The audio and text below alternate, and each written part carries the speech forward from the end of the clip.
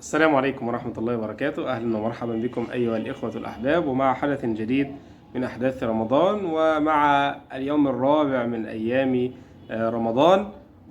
وحدث النهاردة مختلف شوية، لأن ممكن محدش سمع عنه قبل كده، أو أول مرة يعني الناس تسمع عن هذه السرية التي بعثها النبي صلى الله عليه وسلم قبل غزوة بدر في السنة الثانية من الهجرة.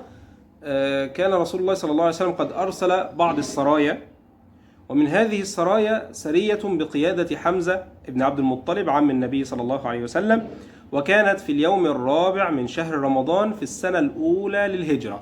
ما اسم هذه السرية؟ سرية سيف البحر. سيف يعني ساحل البحر. المكان اللي راح فيه سيدنا حمزة، وكان يعني أراد أن يعترض قافلة لقريش آتية من الشام إلى مكة في مكان ما بين ينبع والمروة ناحية البحر الأحمر. كان مكان بين ينبع والمروة في ناحية البحر الأحمر، وهذا المكان ذهب إليه حمزة رضي الله عنه ومعه 30 رجلا من المهاجرين. كل من كان مع حمزة بن عبد المطلب في هذه السرية، سرية سيف البحر، كانوا من المهاجرين.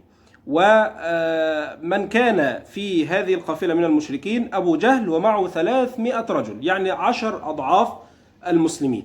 فكان بينهم يعني في رجل من القوم واسمه مجدي ابن عمرو الجهني. مجدي ابن عمرو الجهني، هذا الرجل كان ليس مع أي فريق، لا مع المسلمين ولا مع المشركين، ولكن كان حليفا الاثنين، وظل يذهب بين هؤلاء وهؤلاء، يذهب إلى هؤلاء وإلى هؤلاء يعني. وبعد أن اصطفوا القتال فمنع القتال بينهم ولم يقتتلوا، وانقضت هذه السرية. معلومة جديدة بإذن الله نكون استفدنا منها، وبإذن الله نكمل في مع حدث آخر وحدث في رمضان.